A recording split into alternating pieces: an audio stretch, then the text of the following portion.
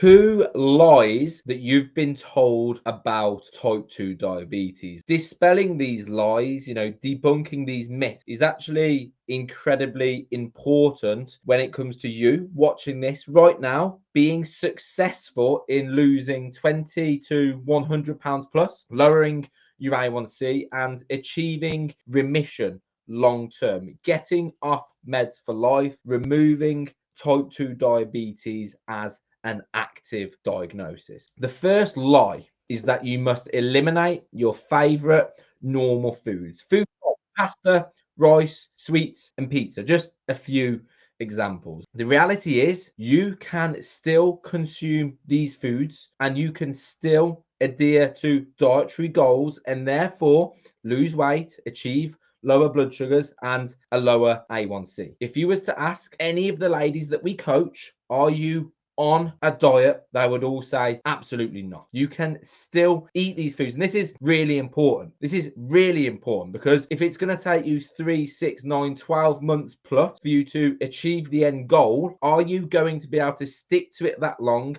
without any of these foods, without any of your favorite normal foods? Of course you're not. Okay, you'd be lying to yourself if you said otherwise. If you could, you would have already done it and you more than likely wouldn't be watching this video. Okay, because it's going to suck. You're going to feel miserable. You're going to feel like you sat on this little island all by yourself whilst everyone else enjoys themselves. You are not going to stick to it. It is not going to be sustainable. Not only are you not going to be able to stick to it, but it is not necessary. It's not needed. It's not necessary. You can still consume these foods and still achieve the end result. The things that we coach is a lifestyle change, not a diet. Now, you might be thinking, but Chris, I can't eat these foods. You can, you just don't know how to yet. You're just about learning how to manage these foods in your diet by making an allowance for these foods elsewhere in the day, elsewhere in the week. This is the first big lie I think is so important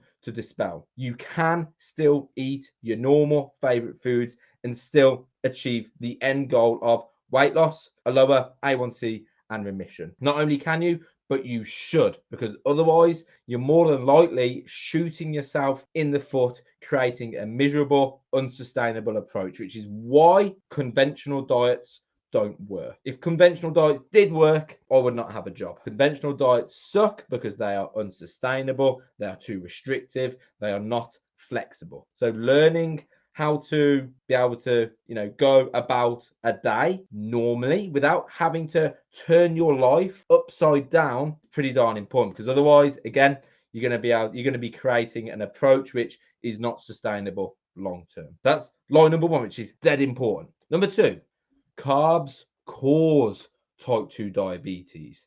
It couldn't be further from the truth. So type 2 diabetes is a name given to the condition of insulin resistance. Type 2 diabetes does not exist without insulin resistance. And insulin resistance is the body's inability to be able to store blood glucose where it needs to go via insulin. It becomes inefficient. And as a result, blood sugars, blood glucose rise and rise and rise because insulin cannot keep up because of insulin resistance. And as blood sugars rise, that A1C rises, and with that, we are diagnosed with pre-diabetes and type 2 diabetes, okay, via insulin resistance. Now, the cause of insulin resistance is excess adipose tissue, or that's a fancy name for excess body fat. Insulin resistance is caused by excess body fat, and the threshold is different for everyone. Some people might be 5 or 10 pounds overweight and have or develop insulin resistance. Other people might be 100 pounds overweight and have no sign of insulin resistance. But again, just because someone appears to be healthy weight does not mean that they are not carrying excess body fat, especially in the form of visceral fat, okay, internal fat, for example. The cause of type 2 diabetes is excess body fat, which again causes insulin resistance. Once you have developed insulin resistance, then excess carbs make the symptom of high blood sugars worse, because high blood sugars are just a symptom of type 2 diabetes, a symptom. and carbs make that worse. But that doesn't mean that carbs cause type 2 diabetes. And this is important because you cannot achieve remission by solely focusing on your carbohydrate intake, because that's not the reason why you've developed insulin resistance in the first place.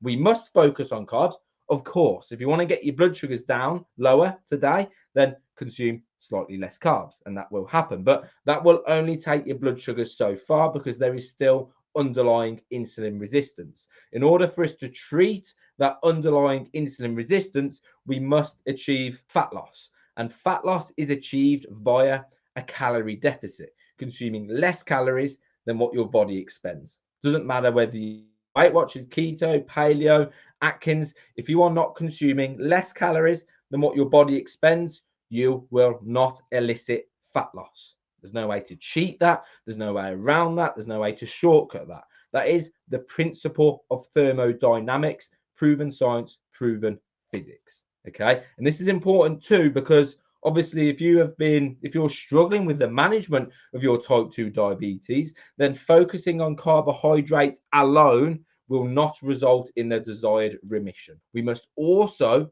focus on fat loss, which is elicited via calorie consumption. How many calories you consume dictates whether you will lose body fat, stay the same, or gain body fat. Yeah, there are two dietary requirements that you ladies should be focusing on: calories and carbs, not just carbs alone. If you do that, you're likely to get underwhelming results long term without the fat loss, which is why this is so important, which is why this is so integral to your long term success.